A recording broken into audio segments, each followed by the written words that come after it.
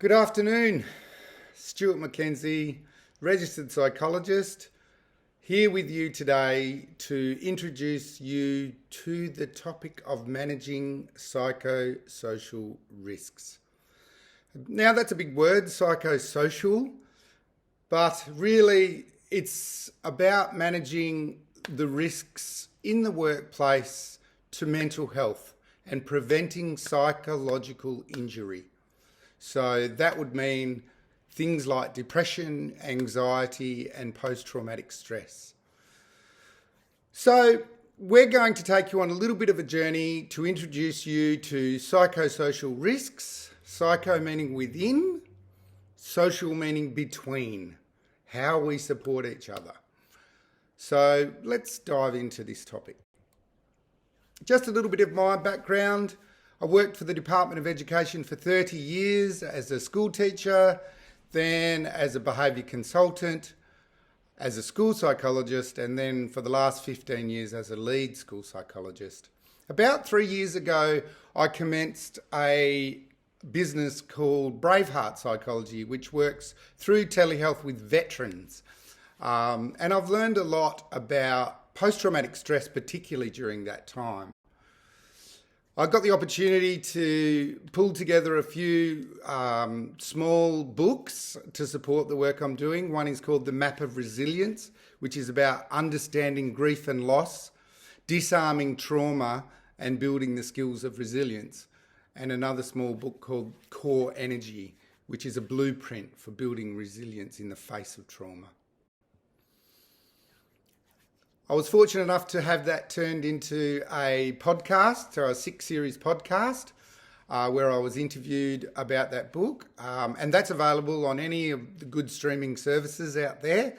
So if you're interested to have a look at that, that's called Turn PTSD into Post-Traumatic Growth. And then the additional thing that I had the opportunity to do as well was to create an online course called 5 Steps to Post-Traumatic Hope. A transformational journey and a psychological map showing the way from PTSD to post-traumatic growth. And then, even more recently, we have commenced a consulting business because we've seen a huge need for schools to do this work so that they can align themselves with recent changes in legislation. It's not just schools, it's actually every industry. Everybody that employs anybody has to be compliant with this legislation. Okay, so when I say psychosocial risks and well-being, what do you think I'm talking about?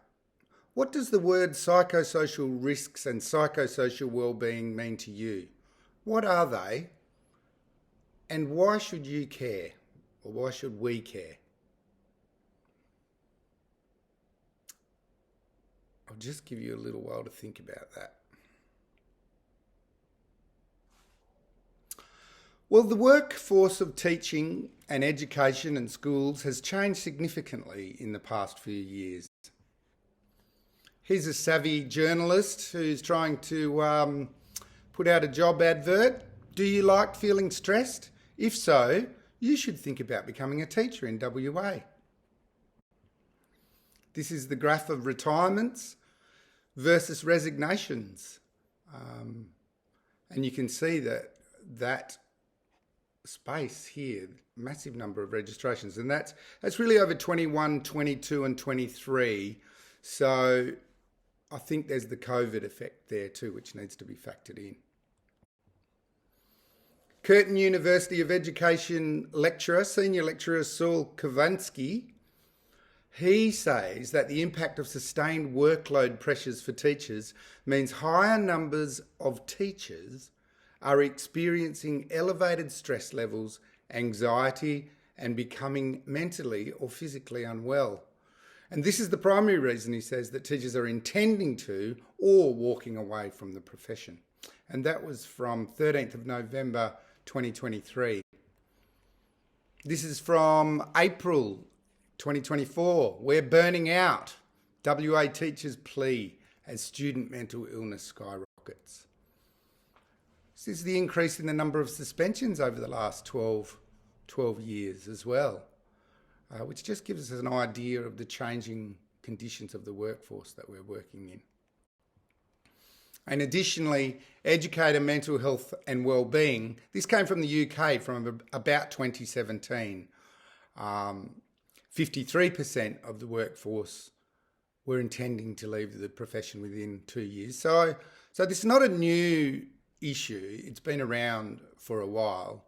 64% of UK educators at that point felt that they wouldn't be comfortable or confident divulging personal mental health issues or something that they're going through in their life with their workplace or their employer. So there's a sense of a lack of psychological safety in the workplace. And 45% of those workers feel that their current workplace doesn't really do well supporting mental health. And that's the shift that's happening now, some 8 years or 7 years since that data was collected, that we are looking, the legislation, the spirit of the legislation is that workplaces can become places that make a contribution towards good psychosocial wellbeing and mental health. And to reduce, the first step is reducing those risk factors around psychosocial risks and hazards, which we will talk more about. So if you've got someone there with you, just have a think, turn to them and talk about how's teaching changed since you commenced your career in the profession. Just press pause and have a quick chat.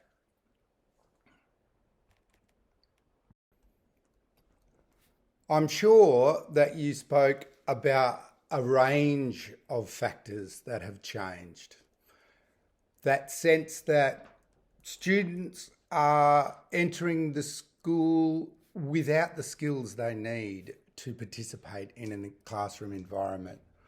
The ubiquity of social media and people being glued to their screens and influenced by closed loops of information. Changes in families and parenting and support structures that exist in our society. Also, a culture of entitlement and complaint. It does seem like our parents are much more willing to escalate a problem up to the minister these days than ever before. The epidemic of mental health issues, and COVID really brought that to the surface. And a culture of risk management within the department, of which this is another component to be risk managed. Also the goodness of fit of our model of schooling in a world that is changing so rapidly. How well does that model of education fit this rapidly changing world? And many challenges in front of us as well. Ever feel like your workplace is a boat navigating open waters? Let's talk about how to steer clear of those hidden risks. Psychosocial risks, things like stress, harassment or burnout, are like those hidden leaks or waves. If left unchecked, they can weaken the crew and destabilize the boat over time. But don't worry, we've got a navigation system for that. Just as a good captain identifies and fixes leaks before they sink the ship, proactive psychosocial risk management helps identify, assess and address these risks. This keeps our crew strong, healthy and ready to tackle any storm. Without it, morale drops, absenteeism rises and turnover increases, just like how a neglected boat starts to fail. The World Health Organization and International Labour Organization believe addressing workplace stress and poor work-life balance boosts job satisfaction and productivity. So let's keep our boat and our team afloat by managing these risks. Together, we can create a supportive, inclusive environment where everyone thrives. Mental health is evolving. In the past, its main focus was on treatment. So you didn't see a lot of prevention and promotion of good mental health. We're seeing a lot more promotion of good mental health in recent years. But primarily the money, and I'll show you a graph of that money, that is spent on mental health is spent on treatment and crisis intervention. But the future is looking more like prevention, and not just prevention in terms of the individual, but prevention in terms of how organisations and workplaces are going to be and because of legislation, are required to be proactive to avoid mental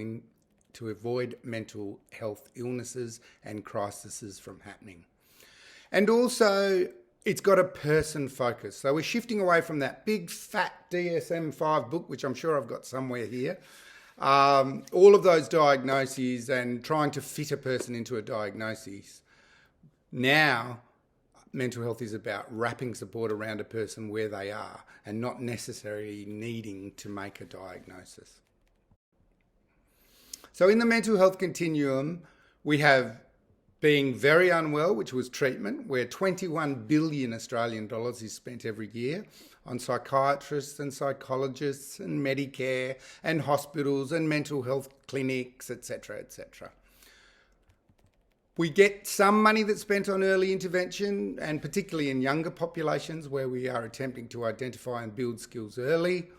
And then we've got this whole piece of prevention, which is starting to come to life now, which currently is only about 1/10 of the money spent on that, so just on $2 billion a year. And again, that prevention is pointing towards working towards supporting mental health in our workplaces as much as just ourselves taking responsibility. So if you think about where prevention can occur within the worker, by the person, doing some professional learning, engaging in therapy, building the skills of resilience, doing a course on wellbeing, having a wellbeing plan, being really good with their exercise and their nutrition and their sleep. So that's how the individual, that's wellbeing at the individual level. But then we've got wellbeing, psychosocial wellbeing at the level of the group, at the level of the culture, at the level of how we are together.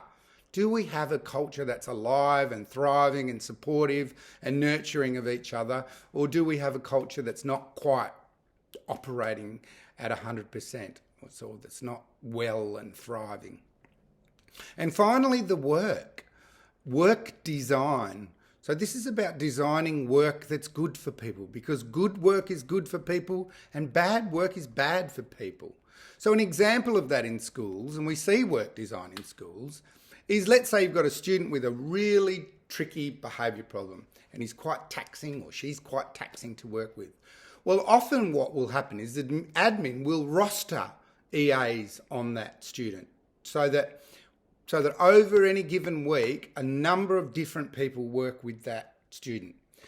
Now, that's a classic, brilliant example of designing work so that it's sustainable.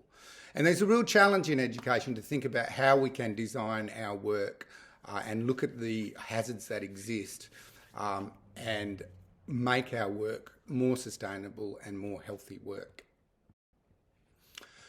Some of the courses that we offer in this space to support you are Fast, which is a 2-hour course, which we would love to come out and run with your staff. We can certify them in Fast, and it gives them a great opportunity to be introduced to the world of mental health prevention and to learn how to create a supportive environment through psychosocial hazard awareness.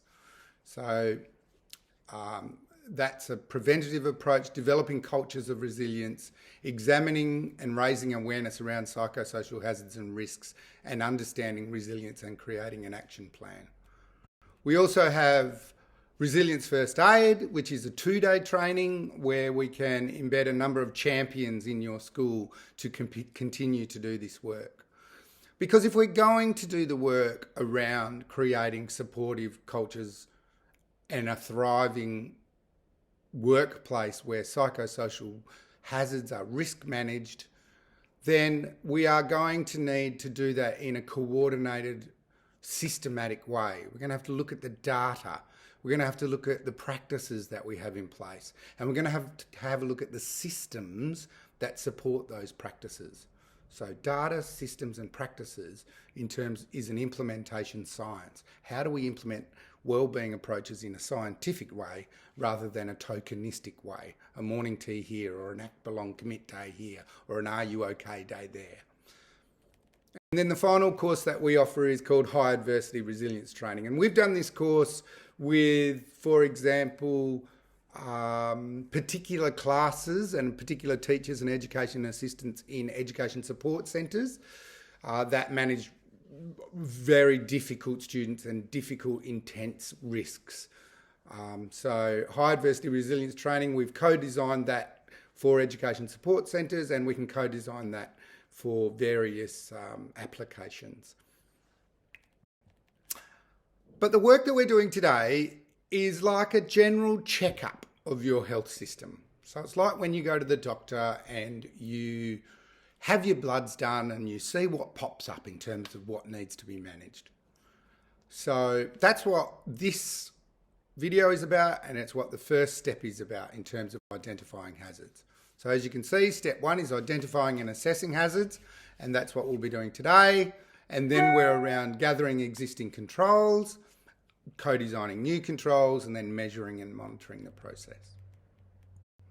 So whose responsibility is it anyway? And what exactly is a psychosocial hazard? Well, it's any factor that can cause significant stress or lead to psychological injury. How can we all address psychosocial hazards?